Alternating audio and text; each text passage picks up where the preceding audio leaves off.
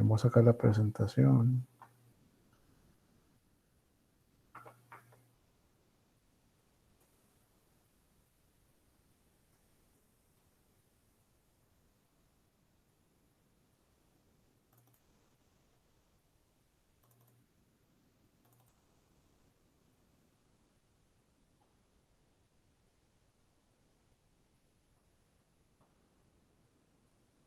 Muy bien, es una presentación corta, pero que abarca dos temas muy, muy importantes, que es el parentesco. Entonces, vamos a poner mucha atención. De parentesco y los alimentos. Y bueno, ya estamos en la recta, ahora sí que la recta final, iniciando la recta final. Entonces hay que echarle muchas ganas y que no nos falte nada de actividades y todo esto. Vamos a iniciar.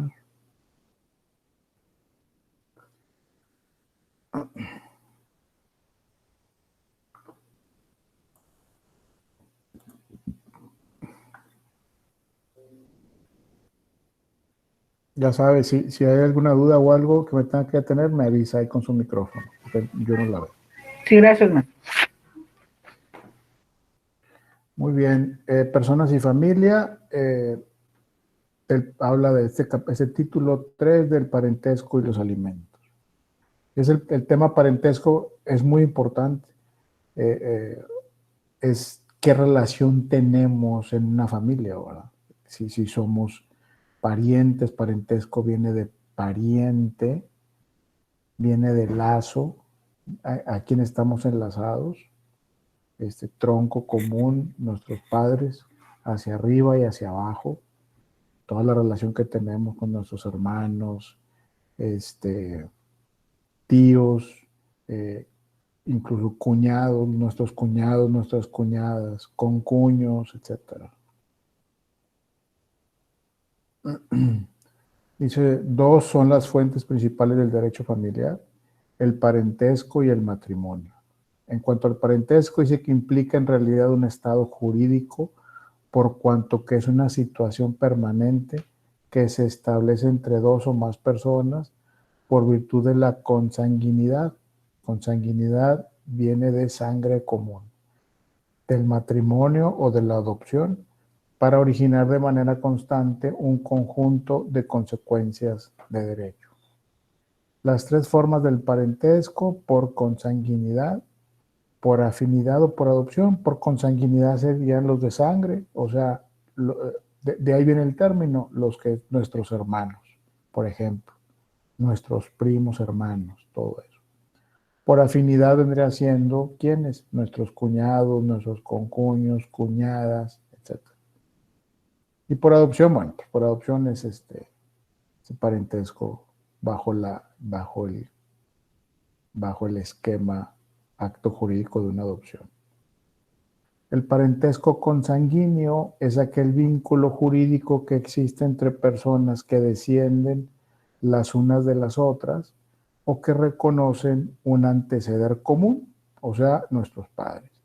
De acuerdo al artículo 297 del Código Civil del Estado de Nuevo León, define el parentesco en dos líneas: línea recta o transversal.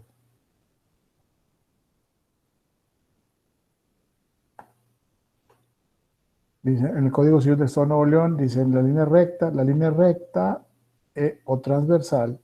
La recta se compone de la serie de grados entre personas que descienden unas de otras. La transversal se compone de la serie de grados entre personas que, sin descender unas de otras, proceden de un progenitor o tronco común, que vendrían siendo nuestros primos, por ejemplo. Incluso primos segundos, porque vienen de los mismos abuelos, por ejemplo. La línea recta puede ser ascendente o descendente. Ascendente es la que liga consanguíneamente con su progenitor o tronco de que procede. O sea, yo soy línea descendente de mi madre y mis hijos son descendentes de mí, por ejemplo. Perdón, me equivoqué. La ascendente es la que liga consanguíneamente con su progenitor o tronco de que procede. No, ascendente vendría siendo nuestros abuelos, los hermanos de nuestros abuelos, de nuestra madre, etc. Y descendiente es es la que liga al progenitor con los que proceden. Ahora sí, nuestros hermanos, los hijos de nuestros hermanos, todo eso. Transversal puede ser igual o desigual, según que los parientes se encuentren en el mismo grado o en grados distintos. Por ejemplo, los hermanos se encuentran en parentesco colateral igual de segundo grado. Los primos hermanos, asimismo, se encuentran colocados en un parentesco transversal igual de cuarto grado. En cambio, los tíos, en relación con los sobrinos, se encuentran en un parentesco colateral desigual de tercer grado.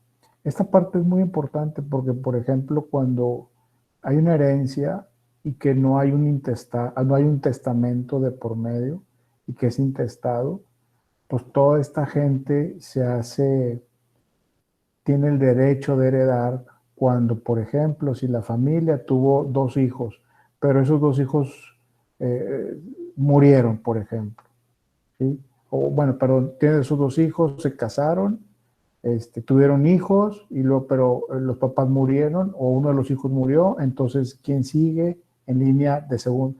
Empieza el tema del segundo grado o en tercer grado y hasta cuarto grado y hasta que salga, ¿no? Y todo el tema es que se enteren también los de tercer grado, que ya están más alejados, que se enteren de que hay una herencia de por medio. Es solamente un ejemplo. Pero de alguna manera estamos ligados a un tronco común. Aquí hay una tablita, esta la saqué de internet, esta no la hice yo, cabe mencionarlo. El parentesco, por afinidad, si lo ves del lado, bueno, a mi izquierda, por afinidad, los bisabuelos, los abuelos, los padres, que vendrían siendo los del lado de mi esposa, por ejemplo, tíos, abuelos, etcétera. Y luego los consanguíneos, los míos, o sea, yo, mis bisabuelos, los abuelos, padres, en primer grado, en segundo grado, mis hijos, nietos, bisnietos. Y ahí viene toda la relación, cómo es la línea recta y en línea colateral. Sí está claro, ¿no? Sí vamos, digo, un poquito así medio rebuscado, pero sí lo entendemos, ¿no? No, sí está entendible, maestro. Ok, gracias.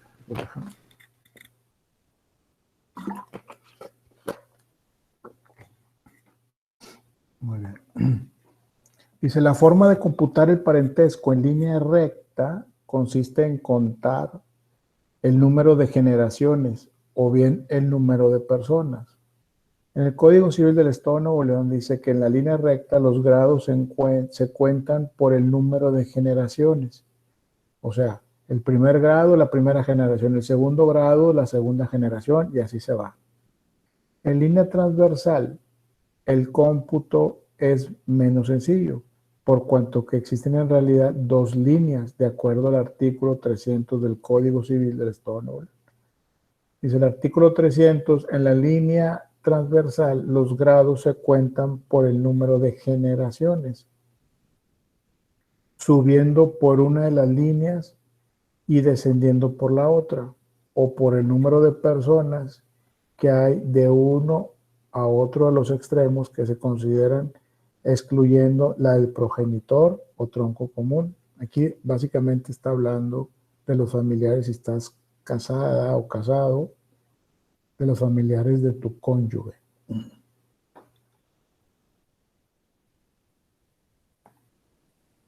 El parentesco por afinidad, de acuerdo al Código Civil del Estado de Nuevo León, se define como el parentesco de afinidad es el que se contrae por el matrimonio entre el varón y los parientes de la mujer y entre la mujer y los parientes del varón, que es lo que decía hace ratito. El parentesco por afinidad se extingue por el divorcio.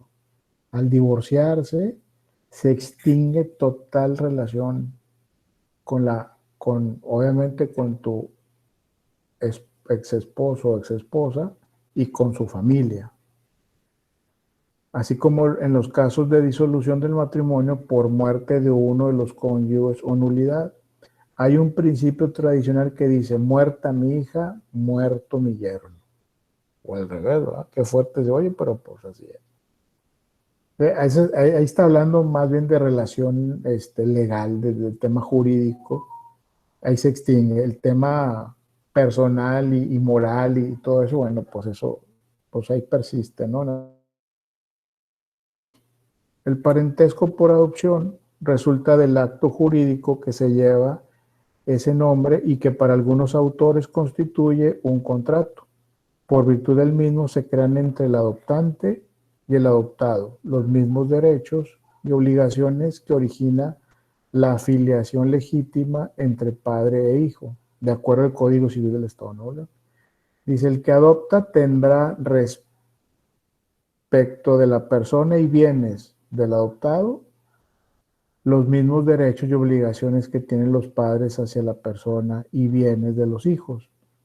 El adoptado tendrá para con la persona o personas que lo adopten los mismos derechos y obligaciones que tiene un hijo. O sea, si yo adopto a alguien y con él y esa persona tiene bienes, la relación es exactamente la misma como si fuera de mi hijo. O al revés, ese adoptado tiene exactamente los mismos derechos y la misma relación que mis hijos naturales. ¿Sí?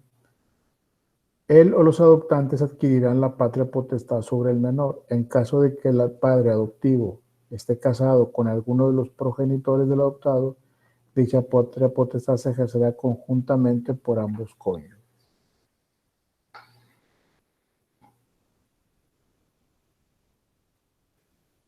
Título 3. Consecuencias jurídicas del parentesco consanguíneo, o sea, de sangre. Crea el derecho y obligación de los alimentos. La otra vez me tocó un asunto en el que una familia, era una familia normal, ¿no?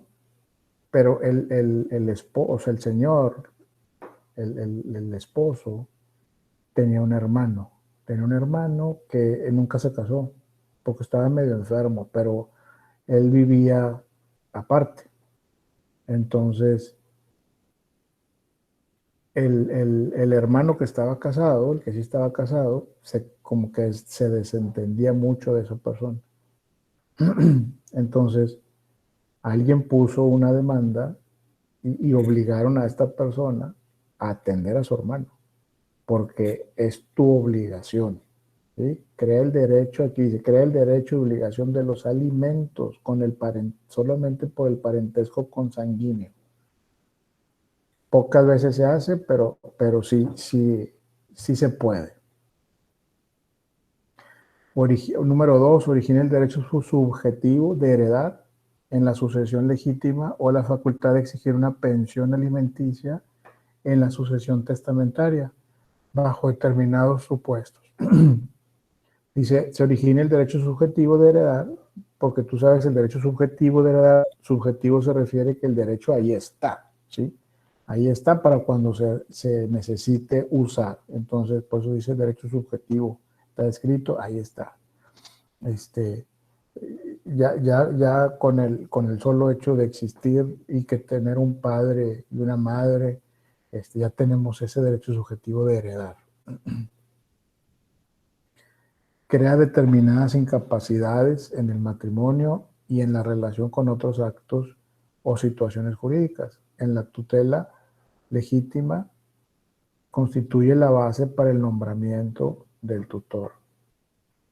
Número 4. Origina los derechos y obligaciones inherentes a la patria potestad. Origina los derechos y obligaciones inherentes a la patria potestad que se contraen solo entre padres e hijos, abuelos y nietos y en su caso.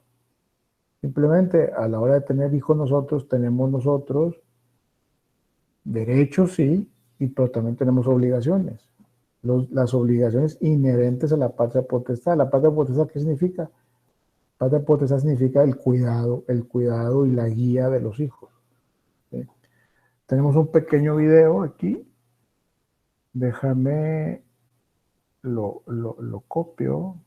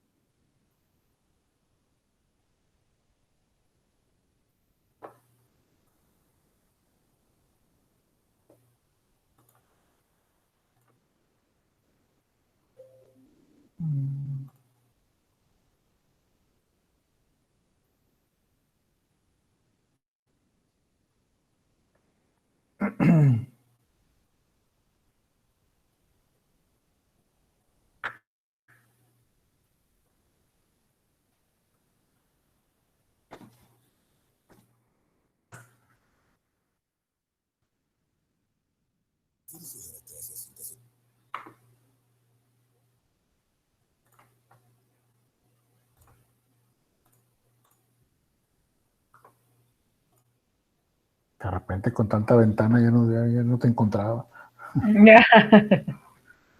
A ver, vamos a ver. Aquí está. Ahí va.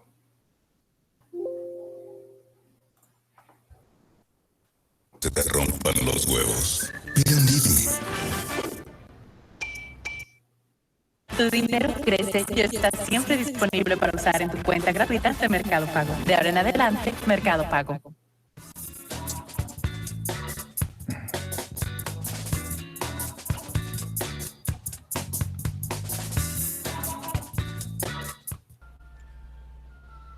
Ahora sí vamos a analizar lo que viene siendo el cuadro de parentesco. Y aquí se van a colocar ustedes. Y por eso se estableció la palabra yo. Para que ustedes puedan, partiendo de ahí, partiendo de ustedes, saber quiénes son sus parientes y en qué grado. Yo voy a utilizar la línea paterna. Ustedes ya en sus ejercicios pueden hacerlo línea materna, como ustedes quieran. Primero tenemos a los parientes consanguíneos en línea recta, que son aquellos que descienden unos de otros. Tenemos la línea recta ascendente, que es la que liga a una persona con su progenitor o tronco común. ¿Quién nos procreó? Nuestros padres. Acuérdense que vamos a utilizar en este caso la línea paterna. Entonces, nuestro padre. Empezamos pues la línea recta ascendente para ligarnos a nosotros con nuestro progenitor o tronco común. Los grados se cuentan por el número de generaciones. Aquí tenemos 2 generaciones y nos dice la ley excluyendo al progenitor. Tendríamos que excluir pues a nuestro papá. Yo les recomendaría, así lo hago yo, que se excluyan ustedes. Es más fácil que nos excluyamos nosotros y ya nada más contemos el número de generaciones o de personas para tomar en cuenta los grados. Pero es como ustedes quieran. Si lo quieren hacer como marca la ley, adelante. Si lo quieren hacer como les digo yo, está bien. De todas maneras nos da el mismo grado. Entonces aquí, nuestro padre es pariente en línea recta ascendente, quitándome a mí, en primer grado. ¿Quién procreó a nuestro papá? Nuestro abuelo. ¿Cuántas generaciones hay ya? ¿O cuántas personas? Quitándose a ustedes, 2. Por lo tanto, nuestro abuelo es pariente en línea recta ascendente en segundo grado. ¿Quién es el padre de nuestro abuelo? Nuestro bisabuelo. ¿En qué grado es pariente? En tercer grado. ¿Quién es el padre de nuestro bisabuelo? Nuestro tatarabuelo. ¿Cuál sería el grado que corresponde? El cuarto. Y hasta ahí terminamos. Porque la ley nada más reconoce a los parientes hasta el cuarto grado. Ahora vamos a la línea recta pero descendente. ¿Cuál es esta? Es la que liga al progenitor con los que de él proceden. Y en este caso estoy yo. ¿Cuál será mi primer pariente en línea recta descendente? Mi hijo. ¿Cuántos grados? Quitándome a mí, una sola persona o una sola generación. Entonces, mi hijo, al igual que mi padre, es pariente en línea recta, pero en este caso descendente, en primer grado. El hijo de mi hijo es mi nieto. Espero que ustedes también lo vayan resolviendo mentalmente. ¿Cuántas generaciones o personas hay quitándome a mí? 2. Entonces mi nieto es pariente consanguíneo en línea recta descendente en segundo grado. El hijo de mi nieto es mi bisnieto. ¿Cuántos grados? 3. Y finalmente el hijo de mi bisnieto será mi tataranieto, pariente consanguíneo en línea recta descendente en cuarto grado. Ahora vienen los parientes colaterales. Son aquellos que no descienden unos de otros, pero proceden de un progenitor o tronco común. En la línea colateral los grados se cuentan por el número de generaciones subiendo por una de las líneas y descendiendo por la otra, o por el número de personas que hay de uno al otro lado de los extremos que se consideran, excluyendo la del progenitor o tronco común. Aquí esto es lo que menciona la ley. Ustedes pueden hacer lo que yo hago, que para sacar los grados mejor se excluyan a ustedes. Vamos a ver al primer pariente colateral.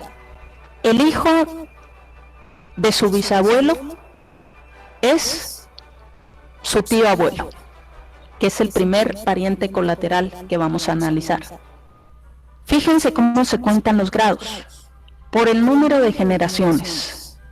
Ya habíamos estudiado que a partir de mí, y contando a mi papá, abuelo y bisabuelo, van 3 generaciones o 3 personas, excluyéndome a mí. Y ya llegando al bisabuelo, me desvío a la línea colateral, ya no sigo en la línea recta, para tomar en cuenta a mi tío abuelo. Entonces, ¿cuántos grados hay? 3 más mi tío abuelo, 4. Por lo tanto, mi tío abuelo es pariente colateral mío en cuarto grado. Nos dice, hay que subir por una de las líneas, que es la línea recta en este caso, y descendiendo por la otra, que es en el momento en que nos desviamos. Por eso se les llama parientes colaterales, porque están a los lados. En este caso hay un progenitor común que es nuestro bisabuelo. El hijo de tu abuelo, que no es tu papá, ¿quién es? Tu tío. Vamos a contar las generaciones o personas que hay, excluyéndonos. Está el papá, el abuelo y el tío. Del papá al abuelo tenemos 2 grados, más en el que nos desviamos a la línea colateral y agregamos al tío, es pariente en tercer grado. ¿Cuál es nuestro progenitor o tronco común? En este caso, el abuelo. Es el que nos liga. El hijo de tu tío es tu primo. ¿Cuántos grados hay? ¿O cuántas generaciones? Está el papá, el abuelo, nos desviamos a la colateral para agregar al tío, que ya veíamos que es en tercer grado, y el primo será pariente en cuarto grado. Vamos ahora con el pariente colateral en grado más próximo que hay. ¿Quién es el hijo de tu papá que no eres tú? Tu hermano o hermana. ¿Cuántas personas hay tomando en cuenta al progenitor común, que es en este caso nuestro papá. Está mi papá y está mi hermano, 2 personas. O si haces caso a lo que establece la ley, excluyes al progenitor común, que es nuestro papá, y contamos a mi hermano y nos contamos a nosotros, ya son 2 personas. En cualquiera de los 2 casos da 2 personas. Por lo tanto, nuestro hermano es pariente colateral en segundo grado. Es el grado más próximo que hay en la línea colateral. En línea colateral no tenemos parientes en primer grado. Ahora bien, el hijo de tu hermano es tu sobrino. ¿Cuántos grados hay? Si nuestro hermano es el segundo y tiene un hijo, tercero. El hijo de tu sobrino va a ser tu sobrino nieto. ¿Cuántos grados? 4. Y ahora sí, tenemos a todos los parientes por consanguinidad. En línea recta ascendente, en línea recta descendente y en línea colateral. En ambos casos son hasta el 4º grado, que son los que reconoce la ley. En la línea colateral, cabe mencionar que puede ser igual o desigual, según que los parientes se encuentren en un mismo grado o en grados distintos. Por ejemplo, los hermanos se encuentran en parentesco colateral igual de segundo grado, porque puedo tener 2 o más hermanos. Si yo tengo 3 hermanos, los 3 están en un grado de parentesco igual. Los 3 son parientes colaterales míos en segundo grado. Igual en el caso de mis primos, todos mis primos se encuentran en un parentesco colateral igual, pero de 4º grado.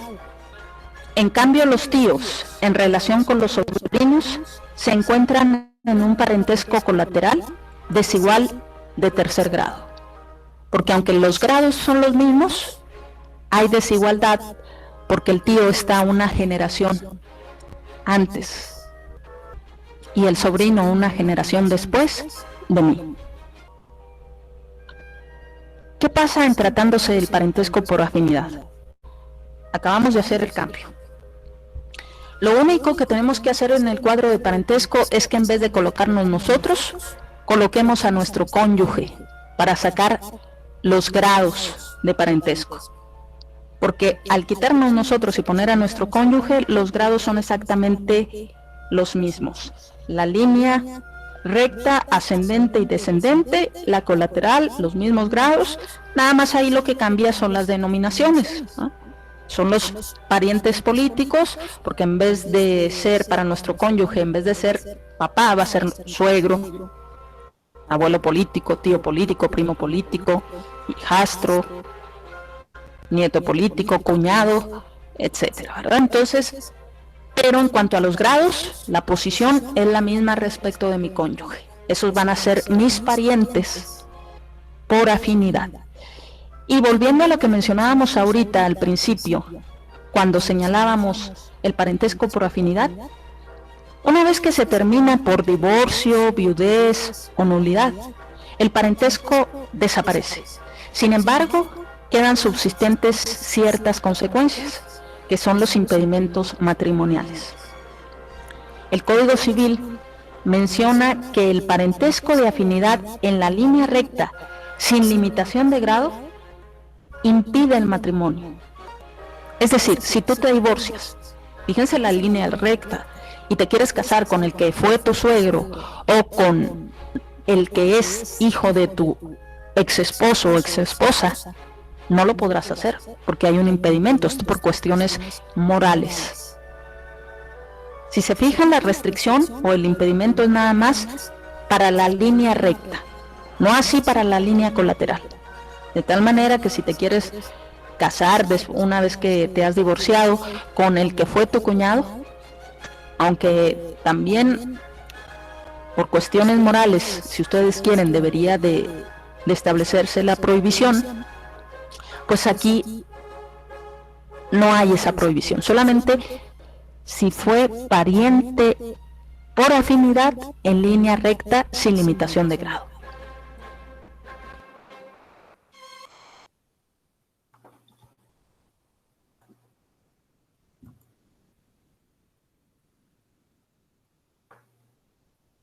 ¿Qué tal?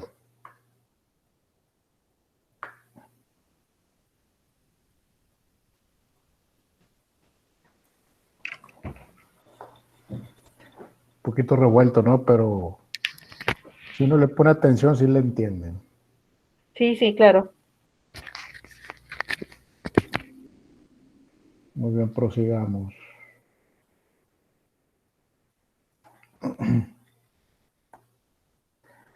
Ahora el siguiente tema es de los alimentos. Dice, los alimentos constituyen una de las consecuencias principales del parentesco. O sea, los alimentos como consecuencia del parentesco y abarcan, de acuerdo con el artículo 308, la comida, el vestido, la habitación y la asistencia en caso de enfermedad. Ojo, los alimentos no solamente se refiere a alimentos como tal, sino vestido, habitación, asistencia en caso de enfermedad, etc. Respecto a los menores, comprenden además los gastos necesarios para la educación primaria del alimentista y para proporcionar algún oficio, arte o profesión. Todo eso engloba a los alimentos, no solamente alimentos como tal. Dice, los alimentos también se presentan como una consecuencia del matrimonio, estatuyendo al efecto el artículo 302 del Código Civil del Estado de Nuevo León. Dice, los cónyuges deben darse alimentos. La ley determinará cuándo queda subsistente esta obligación en los casos de divorcio y otros que la misma ley señala. Los concubinos también están obligados a darse alimentos cuando carezcan de ingresos o bienes propios suficientes para subsistir y estén imposibilitados para trabajar. O sea, el matrimonio como tal tiene esa obligación de darse alimentos y asimismo los concubinos también, los que son las parejas que se juntan y que no están casados. Las características de la obligación alimentaria son: es una obligación recíproca, es personalísima, es intransferible, es inembargable el derecho correlativo, es imprescriptible, es intransigible, es proporcional, es divisible, crea un derecho preferente, no es compensable ni renunciable y no se extingue por el hecho de la prestación, con el hecho de que la prestación sea satisfecha. O sea, este derecho de alimentos o obligación de dar alimentos no se embarga, no lo puedes transferir, no lo puedes vender, no lo puedes, y es personalísimo, es para esta persona y se acabó y solamente tú lo puedes dar. Tú no le puedes decir, oye, compadre, tengo que dar alimentos a mi hijo, pero yo no puedo. ¿Cómo ves? ¿Tú se lo das? No, señor, es tu obligación. No puedo transferir esa obligación. A eso se refiere. Ok. Reciprocidad de la obligación alimentaria, artículo 301 del Código Civil del Estado de Nuevo León. El artículo 301 dice, la obligación de dar alimentos es recíproca. El que se los da tiene a su vez el derecho de pedirlos. Dice, carácter de personalísimo de los alimentos. La obligación alimentaria es personalísima por cuanto que depende exclusivamente de las circunstancias individuales del acreedor y del deudor. O sea, acreedor y deudor el deudor es el que debe dar alimentos y el acreedor vendría siendo al que le deben de dar alimentos. Los alimentos se confieren solo a una persona determinada en razón de sus necesidades y se imponen también a otra persona determinada tomando en cuenta su carácter de pariente o cónyuge y sus posibilidades económicas. ¿Sí está claro este punto? Sí, maestro. Ok. Dice, de la naturaleza intransferible de los alimentos. La obligación alimentaria es intransferible tanto por herencia como por durante la vida del acreedor o del deudor alimentario. Se trata de una consecuencia relacionada con la característica anterior. Inembargabilidad de los alimentos. Tomando en cuenta que la finalidad de la pensión alimenticia consiste en proporcionar al acreedor los alimentos necesarios para subsistir, la ley ha considerado que el derecho a los alimentos es inembargable, pues de lo contrario sería tanto como privar a una persona de lo necesario para vivir. Imprescriptibilidad de los alimentos, o sea que no prescribe el derecho o la obligación de dar alimentos. Mientras tenga la edad y las condiciones adecuadas, se tiene que hacer. Debemos distinguir el carácter de imprescriptible de la obligación de dar alimentos del carácter imprescriptible de las pensiones ya vencidas. Respecto al derecho mismo, para exigir alimentos, en el futuro se considera por la ley como imprescriptible. Naturaleza intransigible de los alimentos, de acuerdo al artículo 321. El derecho a recibir alimentos no es renunciable, no puede ser objeto de transición. Número 6. Carácter proporcional de los alimentos. La proporcionalidad de los alimentos está determinada de manera general en la ley de acuerdo con el principio reconocido por el artículo 311. Los alimentos han de ser proporcionados a la posibilidad del que debe darlos y a la necesidad del que debe recibirlos. Divisibilidad de los alimentos. La obligación de dar alimentos es divisible. En principio, las obligaciones se consideran divisibles cuando su objeto puede cumplirse en diferentes prestaciones. En cambio, son indivisibles cuando solo pueden ser cumplidas en una prestación. Por ejemplo, si tengo que darte la colegiatura del hijo, no te puedo decir, hoy te voy a dar la mitad y mañana te doy la otra mitad. No, tienes que cumplir. Eso es lo que se determinó que tienes que dar y eso es lo que tienes que dar. No puede ser en partes. Si fueran varios los que deben dar alimentos y todos tuvieran posibilidad para hacerlo, el juez repartirá el importe entre ellos en proporción a sus saberes. Si solo algunos tuvieran posibilidad, entre ellos se repartirá el importe de los alimentos y si uno solo lo tuviera, él cumplirá únicamente la obligación. Son las reglas, ¿no? Dependiendo de la situación, son las reglas que están previstas en la ley para saber cómo manejarlo. Sí. Dice, el carácter preferente de los alimentos. La preferencia del derecho de los alimentos solo se reconoce en favor de la esposa y de los hijos sobre los bienes del marido. Este derecho puede también corresponder al esposo de los términos del artículo 166 cuando carezca de bienes y esté incapacitado para trabajar. La mujer siempre tendrá derecho preferente sobre los productos de los bienes del marido y sobre sus sueldos, salarios y emolumentos, por las cantidades que correspondan para la alimentación de ella y de sus hijos menores. También tendrá derecho preferente sobre los bienes propios del marido para la satisfacción del mismo objeto. La mujer puede pedir el aseguramiento de bienes para hacer efectivos estos derechos. O sea, si el marido no se los da, ella puede, a través de un procedimiento, hacérselos valer con bienes. O sea, sabes que te voy a quitar el carro, te voy a quitar la casa, te voy a quitar esto para yo poder sustentarme, autosustentarme. Pues. El marido tendrá el derecho que a la mujer concede el artículo anterior en los casos en que ésta tenga obligación de contribuir en todo o en parte para los gastos de la familia y del hogar. Hay un pequeño video, vamos a verlo así muy rápido, creo que ya con eso concluimos. Sí.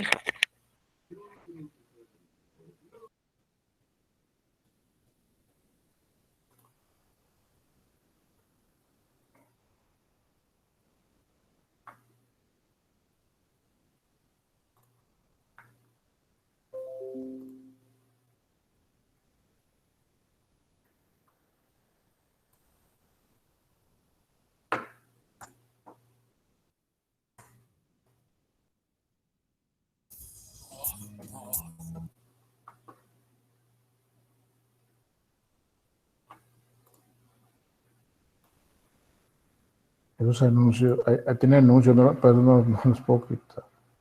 Déjame presentar. La pestaña de Chrome.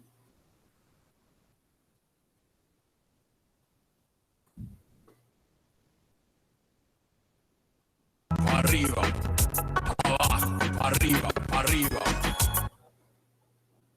Prueba a cambiar.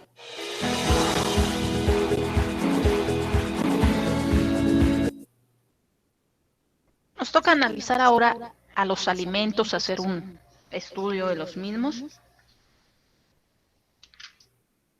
Vamos a ver el concepto que nos proporciona Rogina Villegas de alimentos y nos señala que es la facultad jurídica que tiene una persona denominada alimentista para exigir a otra lo necesario para subsistir, en virtud del parentesco consanguíneo, del matrimonio o concubinato, o del divorcio en determinados casos. Hay otro concepto, pero ya de obligación alimentaria o alimenticia, que nos proporciona Alicia Elena Pérez Duarte y Noroña, quien señala lo siguiente: en México, la obligación alimentaria es aquella mediante la cual se provee a una persona de los satisfactores tanto de sus necesidades físicas, intelectuales y morales, a fin de que pueda subsistir y cumplir su destino como ser humano, sobrepasando la simple acepción de comida. Que es a lo que nos vamos inmediatamente cuando se señala la palabra alimentos. Ya habíamos mencionado en la clasificación de las normas jurídicas de Eduardo García Maínez, que el concepto que el Código Civil o las leyes familiares o códigos familiares, dependiendo del estado en el que se encuentren, cuando nos dan el concepto de alimentos, son de ese tipo de normas de definición o declarativas, porque si nos quedamos con la sola palabra, tenemos una definición la mayoría de las personas de alimentos, pero vemos que el concepto jurídico es mucho más amplio. Y vamos a ver algunos artículos, solamente en este caso tomé dos artículos de diferentes leyes. Ustedes pueden verificar en su ley familiar o códigos civiles de los que sean ustedes parte, para que analicen el concepto de alimentos, que puede ser más amplio que los que vamos a ver o menos. Vamos a ver el concepto que nos da el artículo 308 del Código Civil del Distrito Federal. Nos dice que los alimentos comprenden la comida, el vestido, la habitación, la atención médica, la hospitalaria, y en su caso los gastos de embarazo y parto. Respecto de los menores, además los gastos para su educación y para proporcionarles oficio, arte o profesión adecuados a sus circunstancias personales. Con relación a las personas con algún tipo de discapacidad o declarados en estado de interdicción, lo necesario para lograr en lo posible su habilitación o rehabilitación y su desarrollo. Y, finalmente, por lo que hace a los adultos mayores que carezcan de capacidad económica, además de todo lo necesario para su atención geriátrica, se procurará que los alimentos se les proporcionen integrándolos a la familia. Entonces, este es el concepto, bastante extenso porque hay algunos artículos de códigos civiles que no abarcan lo específico a los adultos mayores. Un concepto pues bastante completo de todo lo que abarca los alimentos. Tenemos también otro concepto de, en este caso, el artículo 206 del Código Familiar para el Estado de Sinaloa. Vamos a ver qué nos dice.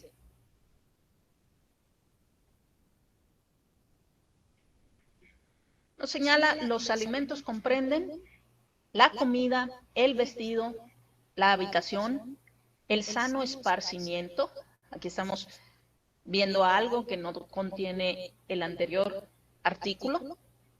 Y la asistencia médica y hospitalaria en caso de enfermedad. Además, los gastos necesarios para la educación del alimentista y para proporcionarle algún oficio, arte o profesión honestos y adecuados a sus circunstancias personales. Entre los alimentos se incluirán los gastos de embarazo y parto en cuanto no estén cubiertos de otro modo. Y su último párrafo nos señala la obligación de dar alimentos no comprende la de proveer de capital a los hijos para ejercer oficio, arte o profesión a que se hubiere dedicado. Entonces es un concepto distinto que abarca mucho de lo del artículo del Código Civil del Distrito Federal, pero sí tiene algunas diferencias. Por ejemplo, aquí el sano esparcimiento no menciona lo de los adultos mayores en específico, ni tampoco lo de las personas con discapacidad o declarados en estado de interdicción. Y se aclara aquí en los gastos de embarazo y parto en cuanto no estén cubiertos de otro modo. Ahora, ¿qué son los límites de la obligación alimenticia? Bueno, no debe de exceder de las cantidades necesarias para que el acreedor alimenticio pueda vivir decorosamente. Entonces, por lo tanto, comprende solo las cantidades necesarias para que el acreedor tenga lo necesario para vivir. ¿Sí? Tampoco ha de estar en desproporción con la posición económica de quien debe darlos. En este caso, si ellos fueran divorciados y se le fija una pensión alimenticia en favor de los hijos, pues que él también requiere quedarse con lo necesario para subsistir y no se le puede exigir más de lo que pueda dar, ¿sí? Y ni ella excederse en los gastos y reclamar más, que es una situación que desgraciadamente en la práctica se da, pero que existen los medios necesarios para equilibrar estas posiciones, además que recuerden que también pues la obligación es de ambos. ¿Sí? En este caso, si ella también trabaja, pues también debe de contribuir a los alimentos. Entonces, los alimentos se prestan normalmente de manera voluntaria y espontánea, es como debería de ser. Solo en casos excepcionales el cumplimiento de este deber exige la intervención judicial. Ahora, ¿quiénes son los sujetos de la obligación alimenticia? Bueno, tenemos a los deudores alimenticios.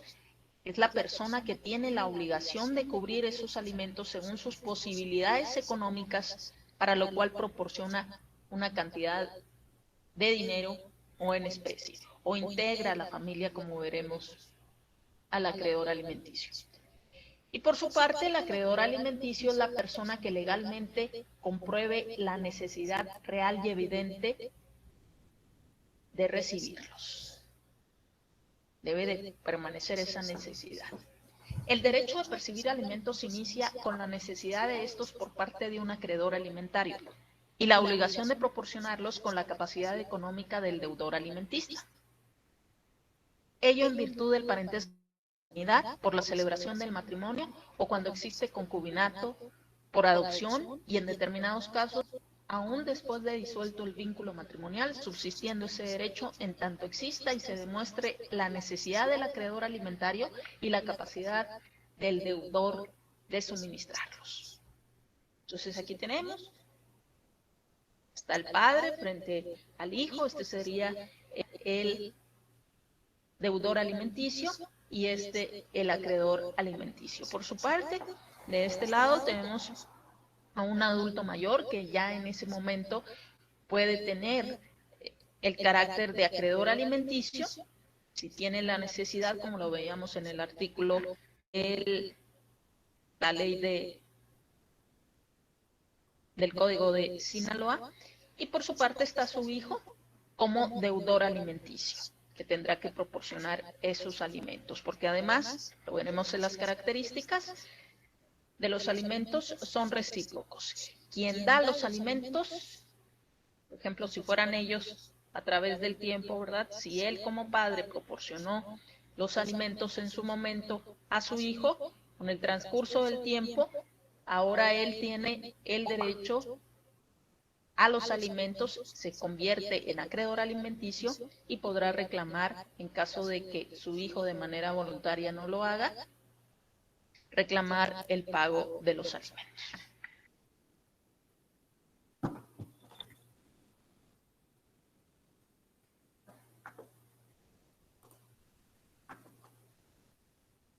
Pues hay más o menos, ¿no? Pero aquí lo que me gusta y resaltar la importancia de este tema, ¿no? De los alimentos.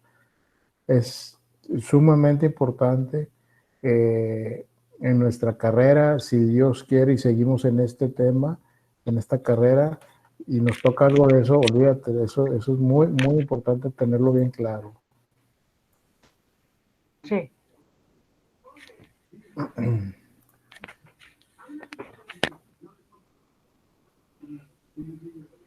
Muy bien, Irena, pues alguna pregunta, alguna duda hasta aquí. No, maestro, nada más.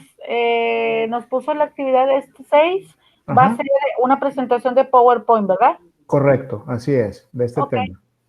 No, esa era la única duda que tenía, maestro. Ok, no, pues qué bueno. Como quiera, cualquier cosa que surja durante estos días, estoy a la orden ahí a través de un mensajito ahí por el aula. Ok, maestro, entonces muchas gracias. Al contrario, buenas noches. Gracias, maestro. Buenas noches.